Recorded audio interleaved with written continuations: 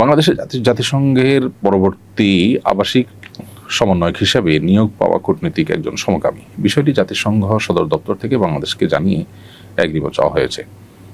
নতুন দূত তার সমকামী পার্টনারকে নিয়েই বাংলাদেশে আসতে চান বলে জানিয়েছেন কূটনৈতিক সূত্র। এক্ষেত্রে বাংলাদেশের কী করণীয় উচিত বলে আপনি মনে করেন?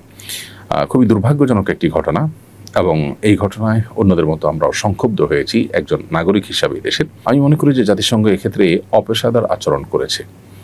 যে দেশে ধর্মীয় মূল্যবোধকে, যে দেশের প্রায় সব মানুষ সর্বোচ্চ গুরুত্ব দিয়ে দেখে থাকে, সে দেশে এ ধরনের একজন মানুষকে দায়িত্বশীল হিসাবে পাঠানো এবং তার সাথে তার সেই জঘন্য কর্ম, বিশেষ করে দেশের প্রচলিত আইনে যেটি অপরাধ, সেরকম একটি কর্মকাণ্ড করছেন একজন, সেটার আবার অনুমোদন চেয়ে আপনার চিঠি চাওয়া বা অনুমোদন প্রার্থনা করা, এটা অপেশাদার আচরণ বলে আমি মনে করি। এদেশের মানুষের মূল্যবোধের প্রতি, এদেশের প্রচলিত আইনের প্রতি শ্রদ্ধা রাখা তাদের কর্তব্য ছিল। কেন ওলামা ইকরাম এবং এক শ্রেণীর দেশের কৃতি সন্তানেরা জাতিসংঘের এই মানবাধিকার অফিস করার বিরোধিতা করেছেন, এখন সেটা আমরা হাড়ে হাড়ে টের পাচ্ছি এবং অনুভব করছি।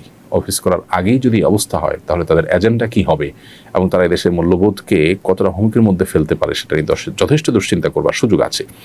অতএব বাংলাদেশের উচিত, প্রচলিত আইনে যেহেতু সমকামিতা অপরাধ, অতএব সুস্পষ্টভাবে প্রকাশ্যে ঘোষণা দিয়ে এরকম কর্মকাণ্ডে লিপ্ত থাকা ব্যক্তি কোনোভাবেই এদেশে তথাকথিত মানবাধিকার এর প্রতিষ্ঠার কাজ করতে পারেন না। তাকে পরিষ্কারভাবে ডিনাই করা উচিত এবং এক্ষেত্রে এদেশের ধর্মীয় এবং সামাজিক মূল্যবোধের প্রতি শ্রদ্ধা দেখানোটা তাদের কর্তব্য ছিল। কিভাবে তারা সেটাকে বৃদ্ধাঙ্গুলি দেখিয়েছে বা কিভাবে সেটার বিরুদ্ধে তারা বাংলাদেশের কাছে প্রস্তাব পাঠিয়েছে, সেটা আসলে বোধের অগম্য। বিধায় এই বিষয়টা নিয়ে ওলামা ইকরাম এবং সর্বস্তরের মানুষের সোচ্চার হওয়া দরকার এবং সরকারের যথাযথ সিদ্ধান্ত গ্রহণ করা উচিত বলে আমরা মনে করি।